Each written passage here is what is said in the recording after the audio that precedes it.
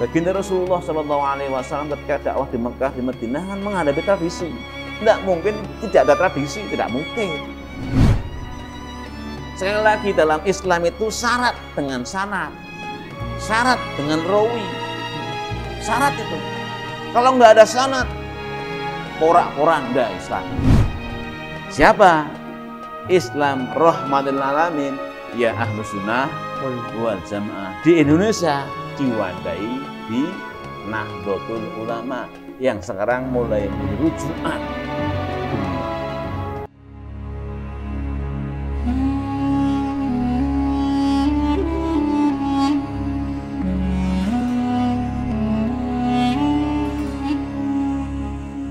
Assalamualaikum warahmatullahi wabarakatuh. Sobat Radio BSP dimanapun berada, kembali di acara Ngaji Aswaja bersama Habib Hashim Bassaiban.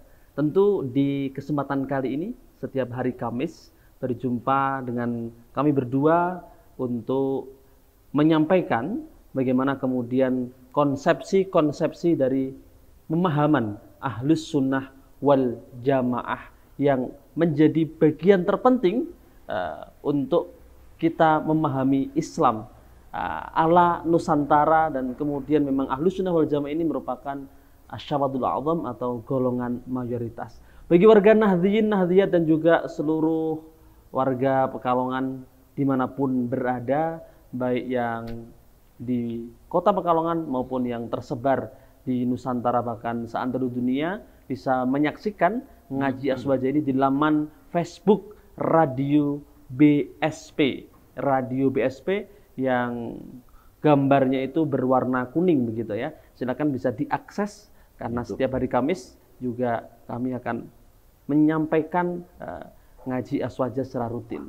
Kemudian juga bisa diakses di laman YouTube dengan Radio BSP juga. Silakan nanti juga bisa melalui Facebook Radio BSP atau kemudian laman YouTube dengan nama Radio BSP. Silakan di searching begitu ya.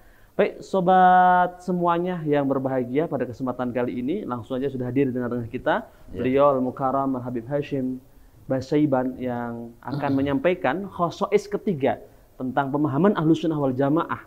Ya, bagaimana kemudian dalam khosois ketiga ini berkaitan dengan dakwah ala Ahlus Sunnah wal Jamaah. Dakwah ala Ahlus Sunnah wal Jamaah ini yang kemudian nanti konon Habib ya, ini juga ngendikannya beliau nih, bahwa Mbah Mun itu pernah menyampaikan di 2040 Pak, insya Allah Indonesia akan menjadi pusat rujukan ya, peradaban Islam dunia gitu ya. Barangkali ini berangkat dari metode dakwahnya Ahlus Sunnah wal Jamaah, para wali songo dan lain sebagainya, yang tentu juga merujuk sampai kepada Rasulullah Muhammad SAW.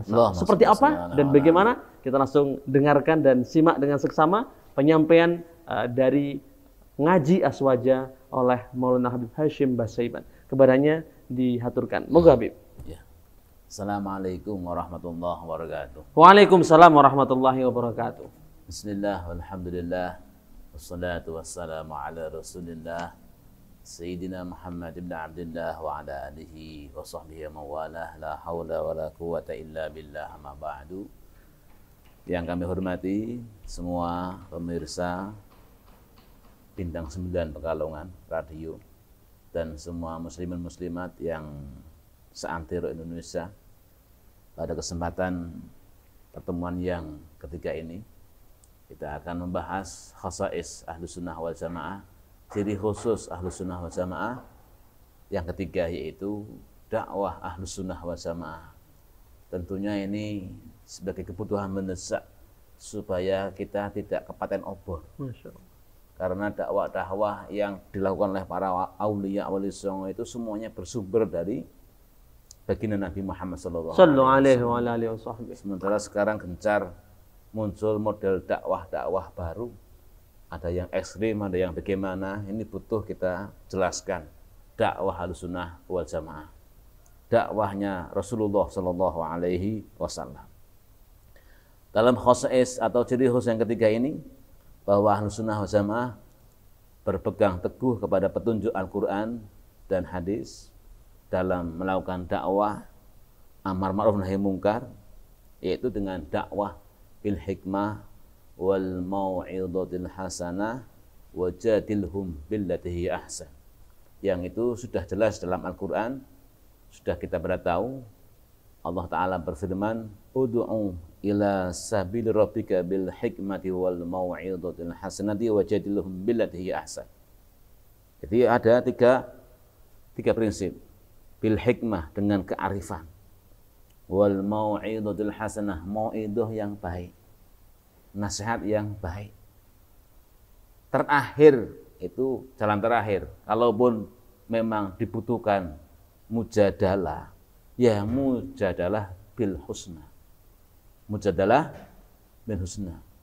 Tentunya kita tahu bahwasanya Islam itu ada 3 pilar, yaitu iman, Islam, ihsan.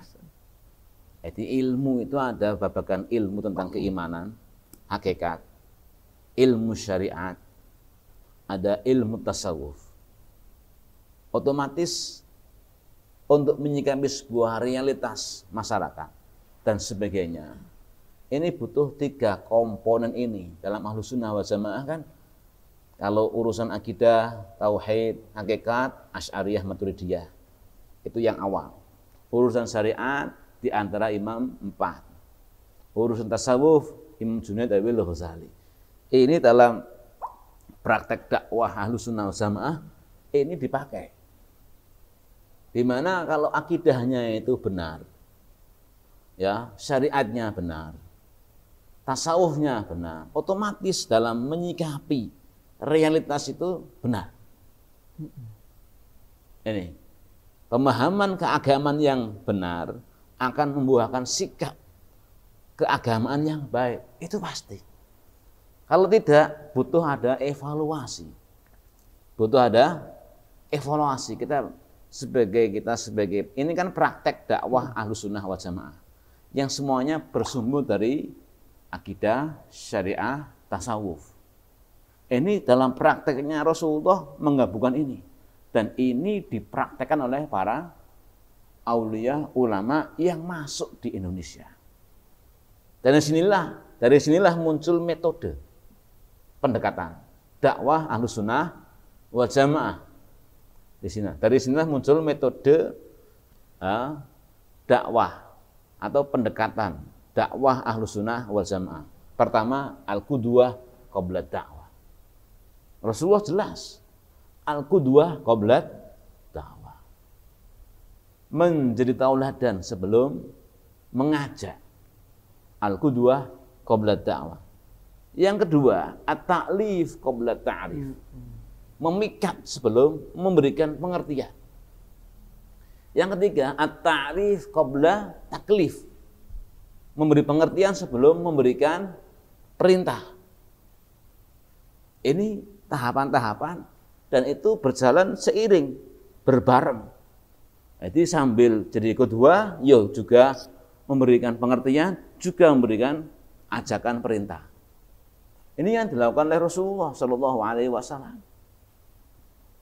Otomatis karena semuanya jalan, ya, tauhidnya jalan, syariatnya jalan, tasawufnya jalan, ya otomatis sabar. Di mana kalau hakikatnya jalan, tauhidnya, imannya itu jalan ketika dakwah, otomatis yang hak pemberian orang itu manut atau tidak, hidayah, adalah haknya Allah. Jadi ketika dakwah, ulama-ulama Ahlus Sunnah wal Jamaah yang di Indonesia dulu awam, itu ya menjadi kedua, bertahap, habis at-ta'rif qabla taklif, kemudian at-tadarruj fit taklif, bertahap dalam memberikan perintah. Kemudian dalam prakteknya muncul at-taysir, la ta'sir, mempermudah, tidak mempersulit. Ini yang dilakukan oleh aulia wali songo, ulama-ulama Ahlus Sunnah sama sampai pada para kiai NU. Karena itulah dakwah di Nusantara ini luar biasa, tanpa ada pertumpahan darah. Karena metode dakwahnya Ya, pendekatannya itu mengacu pada baginda Rasulullah Sallallahu Alaihi Wasallam. Ya, ini al-qudwah qabla ta'wah, at-ta'lif qabla ta'rif. Rasulullah luar biasa, memikat sampai dijuluki Al-Amin. Aulia dulu ke sini, orang-orang ini sini Jawa, Nusantara masih agamanya animisme, dinamisme, ada yang Hindu, Buddha dan sebagainya. Ini pendekatan-pendekatan yang luar biasa ini, dan aulia ini memikat luar biasa, menjadi magnet. Habis begitu baru diberi pengertian. Habis begitu dikasih perintah tahapan-tahapan sesuai kemampuan. Tidak langsung globak, tidak kuat. Karena itulah mulus luar biasa. Ini. Jadi al-qudwah qabla da'wah, at-ta'lif qabla ta'rif, at-ta'rif qabla taklif, at-tadarrus fi taklif, bertahap dalam memberikan perintah, kemudian at-taisir, mempermudah. Yassiru wala tu'assiru. Yassiru wala tu'assiru. Nah, dalam prakteknya pemahaman Ahlussunnah wal Jamaah dari ciri khusus awal, kedua sampai ini, tentunya dalam prakteknya itu harus lihai. Ya, tadi saya sampaikan bahwa dai aulia ulama Ahlussunnah wal Jamaah yang dakwah di Indonesia sampai sekarang, para kiai itu karena hakikat tauhidnya luar biasa. Ya, ketika berdakwah sabar, malamnya didoakan, dimohonkan kepada Allah supaya objek dakwah ini mendapat hidayah. Jadi ketika ada pertentangan, ada penolakan, ada pengusiran, ini para dai Ahlussunnah wal Jamaah, ulama-ulama Ahlussunnah wal Jamaah menghadapinya dengan sabar. Ya, mengacu lagi kepada Rasulullah ketika dakwah di Thaif, dakwah di Mekah, itu hujatan, mau dibunuh, mau diserang, Rasulullah sabar luar biasa. Ketika di Thaif dikerutuki batu dan sebagainya, dilemparin batu, Rasulullah malah mendoakan, Allahumma hdi qaumi fa innahum la ya'lamun. Ya Allah, berikan mereka hidayah karena mereka belum tahu. Nah, itu dipakai oleh para ulama-ulama Ahlussunnah wal Jamaah yang masuk berdakwah di Indonesia. Bukan sebaliknya, bengok-bengok. Yang objek dakwah dimarah-marahin. Objek dakwah kok dipisu-pisui. Ya repot, ini kan menyimpang dari rel dakwahnya Ahlussunnah wal Jamaah. Jadi kalau ngaku Ahlussunnah wal Jamaah kok dakwahnya menghina orang, kemudian misu-misui objek dakwah, kata-kata kotor, mencaci maki, ini kan di luar relnya dakwah Ahlussunnah wal Jamaah. Harus at-ta'lif, memikat, at-taisir, mempermudah, tidak mempersulit. Haram, bid'ah, sesat, syirik, ini kan mempersulit semua, karena pemahamannya masih sempit, harus dirubah. Ini mengacu pada sumber hukum dan cara memahami Ahlussunnah wal Jamaah terhadap Al-Quran dan hadis. Otomatis dalam prakteknya di Indonesia ataupun di Mekah menghadapi sebuah tradisi. Baginda Rasulullah Shallallahu Alaihi Wasallam ketika dakwah di Mekah, di Madinah kan menghadapi tradisi. Tidak mungkin tidak ada tradisi, tidak mungkin. Karena Rasulullah lahir sudah ada tatanan masyarakat yang ada, jahiliyah. Pasti ada tradisi. Pertanyaannya, apakah Rasulullah menghapus semua tradisi apa tidak? Bahasa komputernya diformat ulang apa tidak? Ternyata tidak. Ada hal-hal yang tidak dihapus total. Ya, saya contohkan. Rasulullah menghadapi tradisi tawaf. Sebelum Rasulullah lahir itu ada praktek tawaf di Ka'bah. Ada praktek tawaf di Ka'bah. Nah, itu orang-orang Mekah jahiliyah ketika tawaf itu Orang yang laki-laki itu telanjang bulat. Yang perempuan ya ditutupi yang ala kadarnya. Ketika Rasulullah hadir, ya, tidak dihapus total, tidak. Itu dinetralisasi. Namanya tetap tawaf. Prakteknya dirubah. Prakteknya dirubah mengatakan. Ini contoh, ya. Contoh ini dalam riwayat Abu Dawud wal Hakim. An Abi Buraidah an abihi qala kunna fil jahiliyah, ya, idza wulida li ahadina hulamun dzubiha syah waluti kharasuhu bitamiha falamma jaa Allah bil Islam kunna nadbahu syah wa nahliku ra'sahu wa nultahu bi za'faran rawahu Abu Dawud. Ini kaitannya masalah apa namanya? Akikah. Akikah itu sebelum Rasulullah lahir sudah ada. Itu tradisi jahiliyah. Prakteknya ketika ada yang punya anak, ya, dzubiha atau dzabha syatan, menyembelih kambing, terus wala takha ra'sahu bidamiha. Jadi darahnya kambing itu diboreh-borehke saawak. Diboreh-borehke. Ketika Allah mengutus Rasulullah lahir dan bi'tsah, prakteknya dirubah. Dirubah, tetap punya anak, tetap menyembelih kambing. Cuman dirubah prakteknya sesuai aturan syariat. Begitu juga tadi tawaf. Ya. Dalam Sirah Nabawiyah Ibnu Ishaq, Rijalu fayatufuna urotan. Ya, adapun laki-laki ketika tawaf Ka'bah urotan, telanjang bulat.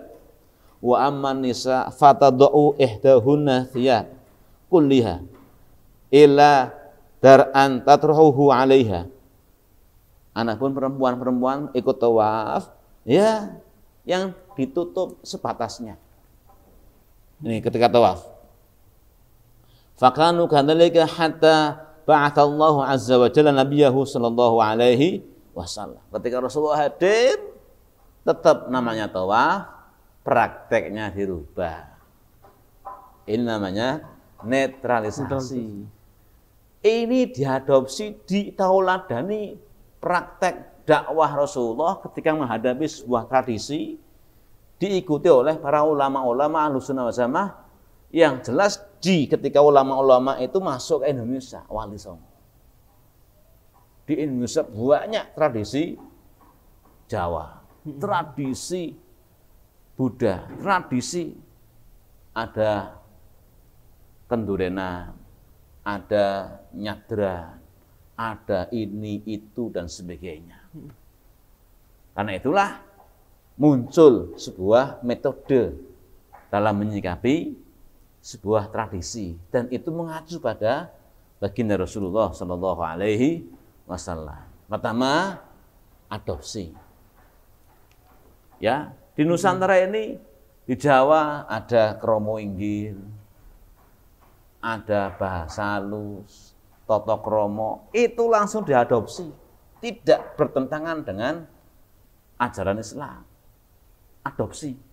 Sama dengan di Mekah. Dulu Rasulullah, perempuan-perempuan di Madinah itu kan rata-rata sudah hampir nutup aurat. Hampir nutup aurat. Nggak ada model begini, nggak ada. Diadopsi, tinggal tambah sedikit. Ini luar biasa. Sama sih, langsung adopsi. Laki-lakinya pakai jubah, gamis, itu sudah dari Rasulullah sebelum lahir ya pakainya begitu. Tradisi adopsi. Adopsi. Jadi harus paham ada syariat yang ada semacam syariat yang berasal dari kombinasi tradisi dengan nilai-nilai Islam. Kayak akikah, tawaf, pakaian. Ini mata. Diadopsi dan itu Rasulullah menjalankan.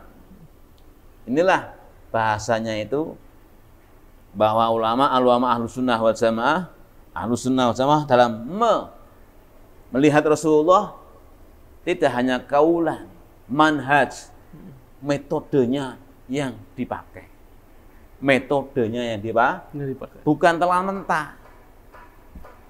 Di Indonesia tadi Kendurenan, dulu namanya Biara Tantera, daerah Tulungagung, Trenggalek, Jawa Timuran itu agama animisme kapitayan kalau ada upacara keagamaan itu tingkatan pendeta yang dimakan itu tumbal manusia. Tingkatan orang-orang biasa babi bakar. Sunan Bonang tidak menghapus itu, cuman digeser sampai orang-orang yang pada masuk Islam, praktek itu tetap ada, cuman yang dimakan itu panggang ayam. Yang dilafalkan bukan mantra, tapi zikir, sholawat, istighfar. Yang sekarang dia tradisi Kendurena.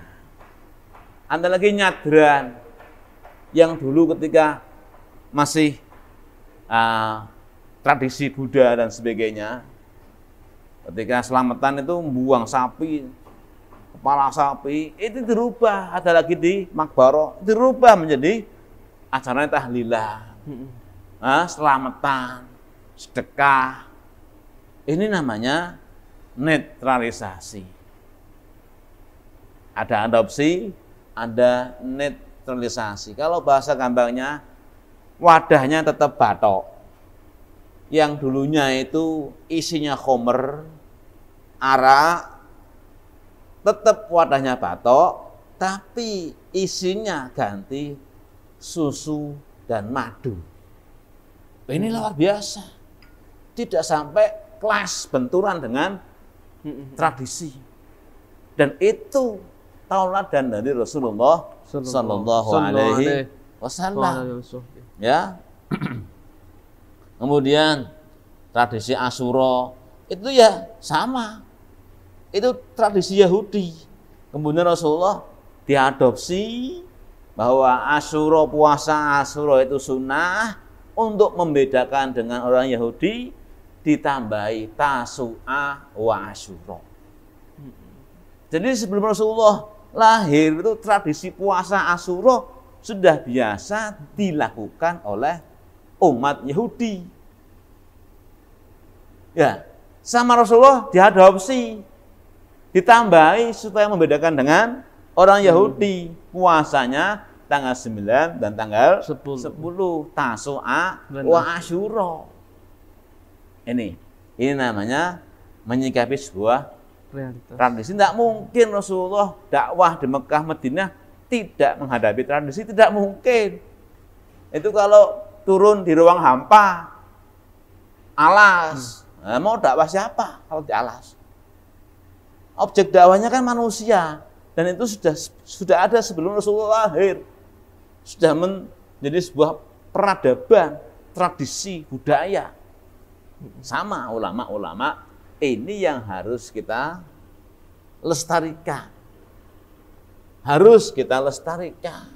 dakwah Ahlus Sunnah wal Jamaah yang dibawa oleh Wali Songo, diteruskan para ulama-ulama sampai diwadahi pada Jamiah NU ini harus kita lestarikan. Jangan sampai generasi milenial malah terpesona dengan model dakwah yang radikal.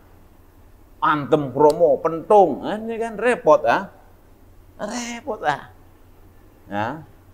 Nggak manut, marah, wah rusak. Ini kan nggak pas dengan aturan tauladan yang ditauladankan oleh Rasulullah dan para ulama-ulama Ahlus Sunnah wal Jamaah. Ini harus kita pahamkan kepada generasi milenial supaya nggak mudah terpesona dengan model dakwah yang sekarang ini.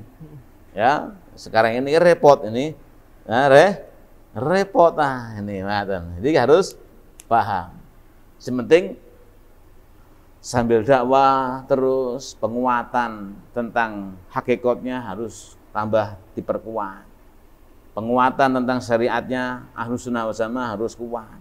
Penguatan tentang tasawufnya ini harus kuat. Karena apa?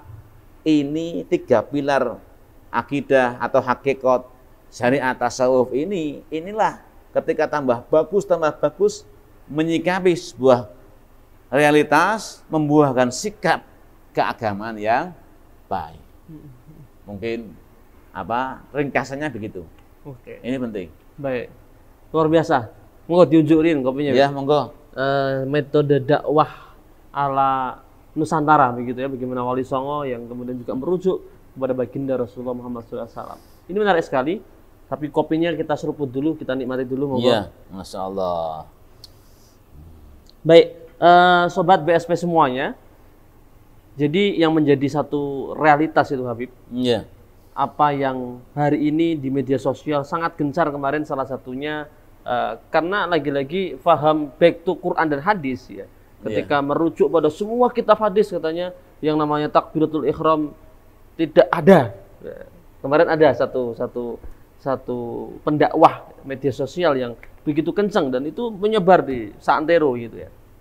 Ini kan karena merujuk kepada hadis. Nah, seringkali mereka dalam tanda kutip juga selalu membenturkan tradisi-tradisi yang ada ini dengan dasarnya apa? Kan di Quran dan hadis nggak ada. Yaitu kemudian bid'ah, itu kemudian dilarang, haram dan lain sebagainya. Termasuk apa itu nyadran, apa itu Asyura dan lain sebagainya. Nah, menyikapi yang demikian bagi milenial yang kemudian juga sudah terkena virus back to Quran dan hadis ini penting kiranya untuk difahami. Apakah kemudian harus benar-benar ada dalil Quran dan hadisnya atau kemudian rujukannya kita apa dalam hal tradisi. Monggo Habib Hasyim Basaiban. Memang kelompok-kelompok ekstrim radikal ini selalu pakai atau jualannya itu dengan Quran hadis. Ya, propagandanya ada dalil Qurannya apa tidak, dalil hadisnya apa tidak. Ini kita harus cerdas dalam memahami ini. Harus cerdas. Mereka yang sudah saya terangkan pada mungkin season kedua tentang cara memahami Quran dan hadis itu menjawab propaganda mereka. Back to Quran dan hadis. Mereka back to Quran dan hadis itu dengan cara terjemah. Ini problem yang paling utama. Mereka itu mengacu kepada Quran dan hadis tapi dengan cara terjemah. Bukan dengan cara bersandar dengan pemahamannya sahabat, tabi'in, wa asba'u tabi'in, tidak. Masalahnya di situ ya. Itu problem utama.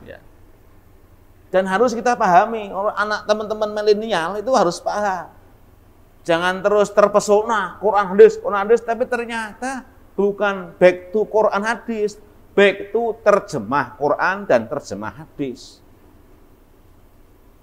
Sekali lagi dalam Islam itu syarat dengan sanad, syarat dengan rawi, syarat itu. Kalau nggak ada sanad, porak-poranda Islam. Porak-poranda. Hadis nggak punya sanad, bukan hadis. Namanya hadis maudhu kalau istilahnya palsu. Syaratnya hadis itu benar, sahih, iya harus sanadnya sahih. Punya sanad mata rantainya ada. Pemahaman pun harus punya sanad. Sandarannya ada. Tidak bisa langsung buka Quran terjemahan, Sahih Bukhari terjemahan, mboten saged. Tidak bisa itu. Akan timbul tadi yang disabdakan Rasulullah, tahrifal ghalin, distorsi pemahaman-pemahaman radikal. Ya, kayak contoh ayat Quran, wa man lam yahkum bima anzalallah fa ulaika humul kafirun. Ini ayat ini itu kalau tidak bersandar pemahamannya kepada sahabat, tabi'in wa asba'u tabi'in, ini medeni. Timbulnya tadi pemikiran radikal, ekstrim. menganggap Pancasila, Tauhid, Undang-Undang 45 sesat dan sebagainya. Mirip dengan zaman Khalifah Ali, yaitu kelompok aliran Khawarij. Mereka propagandanya tadi Quran hadis, tapi pemahamannya yang keliru, letterlek, sampai mengatakan Khalifah Ali kafir, sahabat Muawiyah kafir, sahabat Amr bin As kafir. Sudah ada contoh zaman dulu, jadi generasi milenial harus paham sejarah nih. Kalau tidak nanti terpesona, terpikat, ternyata dicekoi pemahaman Al-Quran maupun hadis yang ekstrim, yang radikal. Ini. Nah, kalau Ahlus Sunnah wal Jamaah bersandar, baik hadisnya itu ada sanadnya, pemahamannya juga ada sanadnya. Membaca Qur'annya punya sanad. Mau saya dari Yai Najib Abdul Qadir Jogja, dari Mbah Harwani, dari Mbah Munawir, sampai kepada Rasulullah SAW punya sanad. Cuman saya tidak hafal ini sanadnya nang omah. Ini kiroahnya itu punya sanad. Terus pemahamannya juga punya sanad. Contoh, saya meguru kepada Kiai Bahaki kepada Syekh Masduki, Syekh Maksum Lasem, Syekh Masduki kepada Syekh Umar Hamdan At-Tunisi, sampai kepada Syekh Zaini Dahlan, sampai kepada Rasulullah.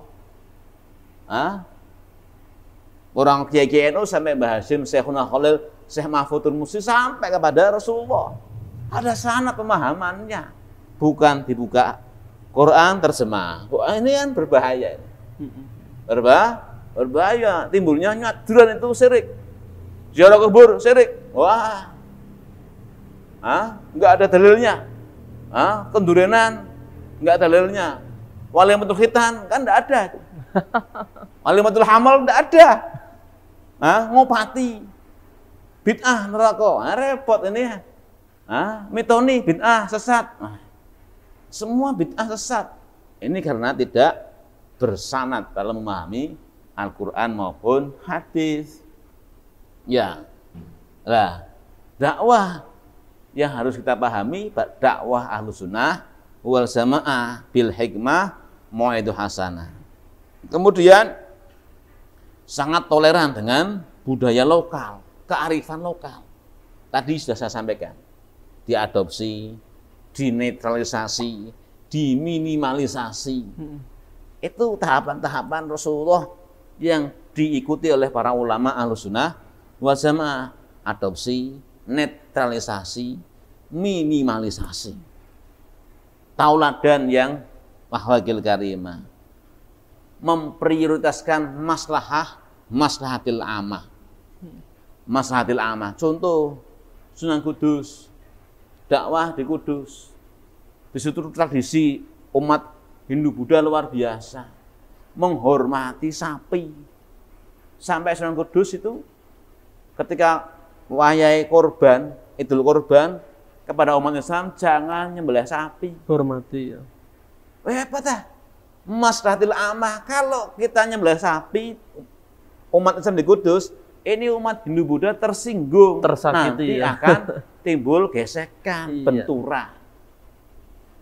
Ini maslahatil amah. Ya, daripada maslahatil khosoh. Yang penting maslahatil amah ini didahulukan. Ini luar biasa. Kalau tidak akan timbul gesekan, benturan, pertikaian, bahkan perang.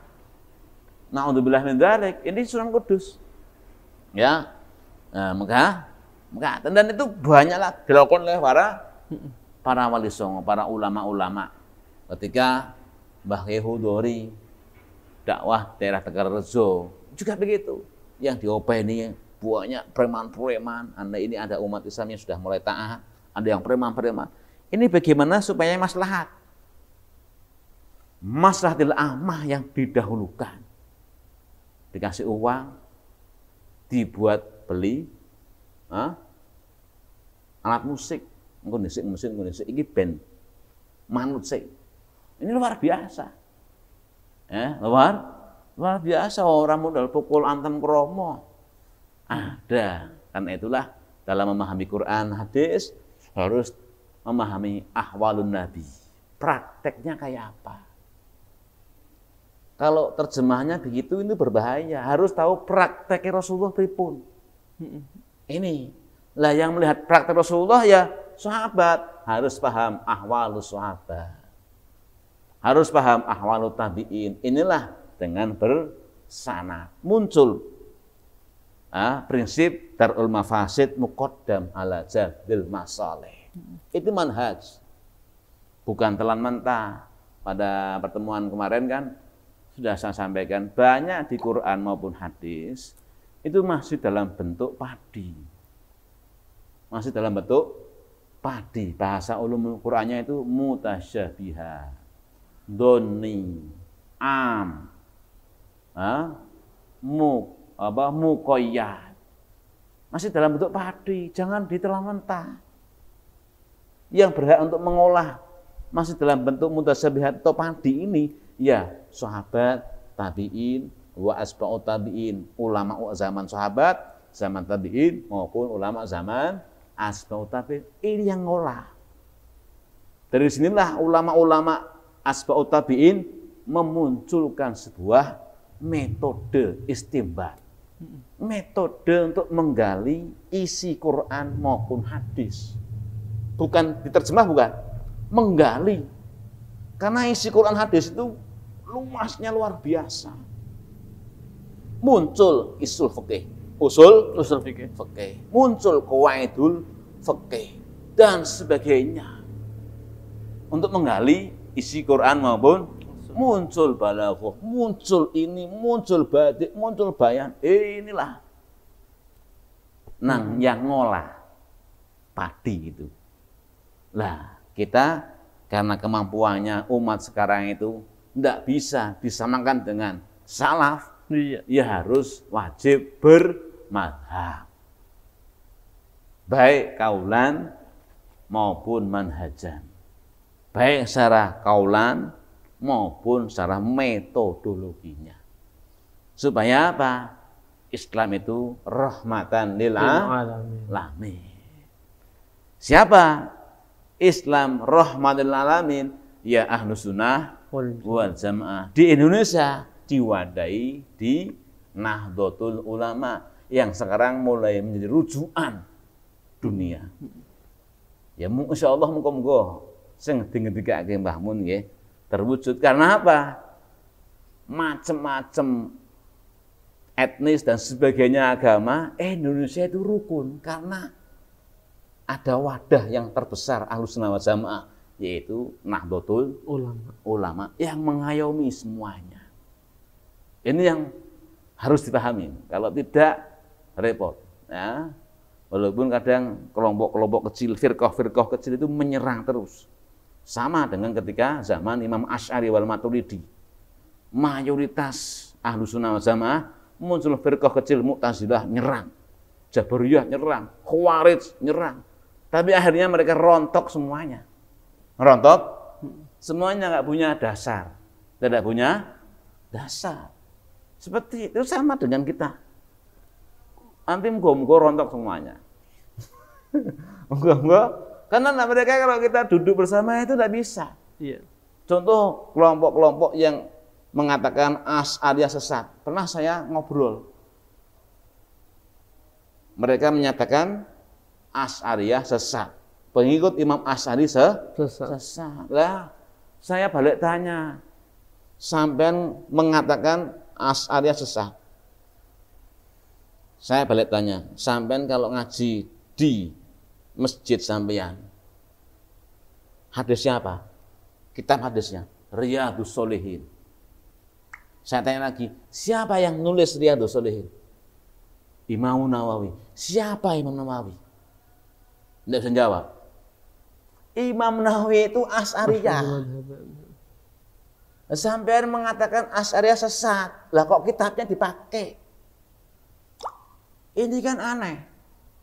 Riyadhus Shalihin itu yang nulis pengarangnya Imam Nawawi. Imam Nawawi dari madhab Asy'ari. Saya tanya lagi, tafsirnya apa? Tafsirnya Ibnu Katsir. Siapa Ibnu Katsir? Ibnu Katsir itu Asy'ariyah dan sebagainya. Karena mayoritas itu ulama-ulama tafsir, hadis, fikih dan sebagainya mayoritas Asy'ariyah.